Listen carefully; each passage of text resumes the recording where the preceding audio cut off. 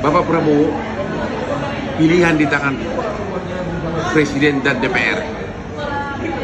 Pilihan pertama mempertahankan undang-undang kepailitan yang adalah produk IMF pada awal Krismon di tahun 2000, atau sekarang ini Bapak Presiden dan DPR, khususnya Bapak Presiden, mengeluarkan Perpu, peraturan pemerintah pengganti undang-undang untuk menunda berlakunya undang-undang kepailitan. Itu satu-satunya solusi kalau memang Bapak Presiden sangat khawatir banyak perusahaan di Indonesia yang pailit. Salam Hotman Paris yang adalah pengacara dari Bapak Prabowo selama 25 tahun. Halo teman-teman semua, di video kali ini saya mencoba untuk mengeluarkan sedikit pendapat atau opini saya menyangkut tentang adanya pernyataan dari Bang Hotman Paris Hutapea, seorang lawyer senior yang sering menjadi perhatian publik.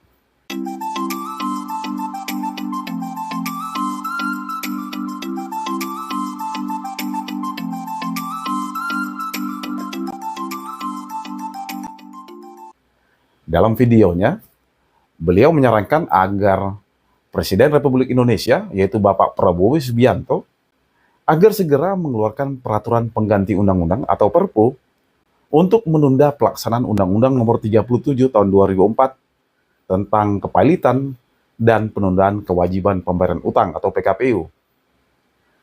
Dalam video tersebut, Bang Hotman Paris Hutapea beralasan hal ini perlu dilakukan untuk menghindari terlalu banyak perusahaan yang terancam pailit di masa yang akan datang, khususnya untuk perusahaan-perusahaan yang mempunyai karyawan ratusan bahkan ribuan orang.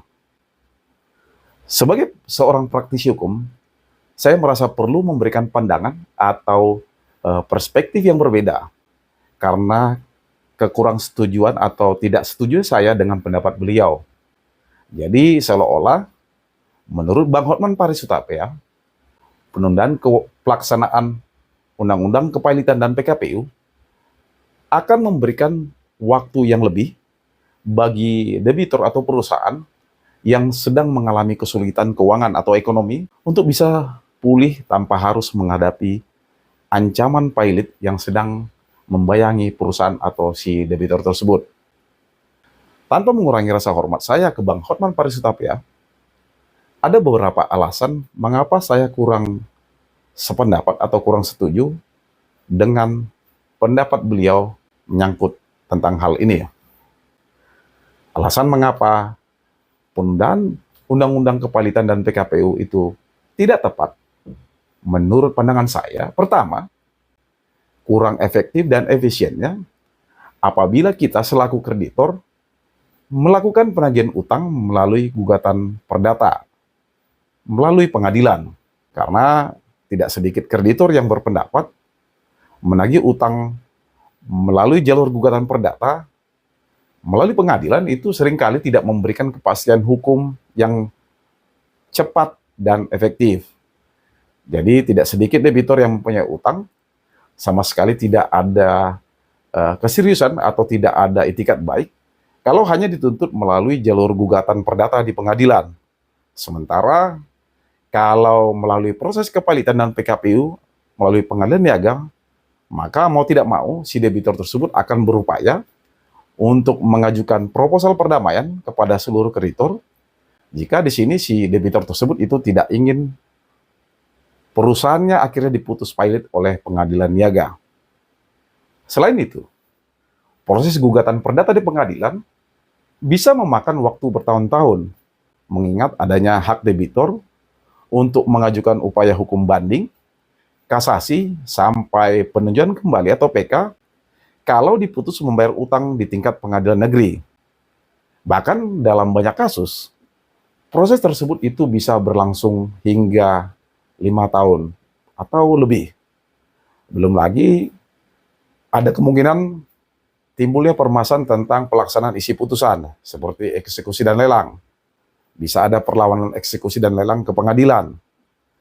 Hal inilah yang kemudian menyebabkan kreditor seringkali merasa skeptis terhadap efektivitas proses hukum melalui jalur perdata dengan mengajukan gugatan perdata ke pengadilan. Lalu yang kedua, jalur pidana tidak selalu menjadi solusi yang tepat, karena meskipun dalam praktiknya bisa dilakukan penagihan utang melalui jalur pidana atau dengan membuat laporan polisi, karena ada dugaan tindak pidana misalnya, kenyataannya proses pidana dengan membuat laporan polisi bisa menghadapi berbagai macam kendala dan tidak selalu menghasilkan eksekusi pembayaran utang dari debitur kepada si kreditor.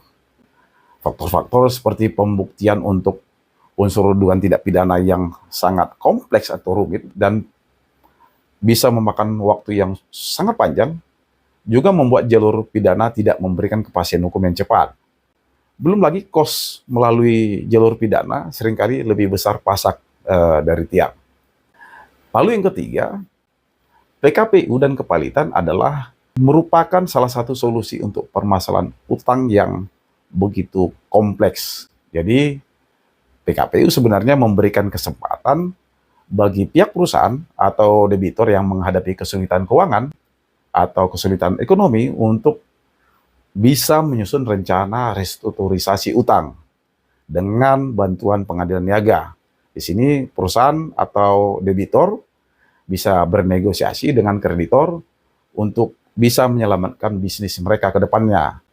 Jadi kalau undang-undang kepalitan dan PKPU ditunda atau katakanlah dihentikan sementara, maka perusahaan-perusahaan yang sebenarnya masih mempunyai potensi untuk bisa diselamatkan justru kehilangan mekanisme yang bisa membantu mereka keluar dari adanya jeratan atau lilitan utang atau permasalahan ekonomi ke depannya. Jadi pertanyaan saya, apa Bang yakin dengan adanya penundaan Undang-Undang Kepalitan dan PKPU tidak menjadi ancaman bagi perusahaan sebagai debitor? Karena akan semakin banyak perkara hukum ke depannya. Bisa melalui gugatan perdata di pengadilan, dan bisa juga melalui laporan polisi. Dan jelas ini justru bisa menjadi ancaman terhadap pertumbuhan investasi atau ekonomi di Indonesia. Lalu yang keempat, PKPU dan kepalitan bisa mendorong kepatuhan debitor dalam membayar atau melaksanakan kewajibannya. Fakta di lapangan menunjukkan bahwa banyak debitor baru bersedia menyelesaikan kewajibannya kepada kreditor setelah menghadapi proses PKPU atau ancaman pilot di pengadilan niaga. Proses PKPU dan kepalitan bisa memberikan tekanan atau pressure yang lebih kuat untuk selanjutnya memaksa debitur untuk serius untuk bernegosiasi dengan kreditor atau mempunyai etikat baik untuk menyelesaikan utang-utangnya kepada seluruh kreditor. Hal ini menjadi bukti bahwa keberadaan Undang-Undang Kepalitan dan PKPU sangat penting untuk menjaga keseimbangan dan kepentingan antara kreditor dan debitor dalam sebuah bisnis.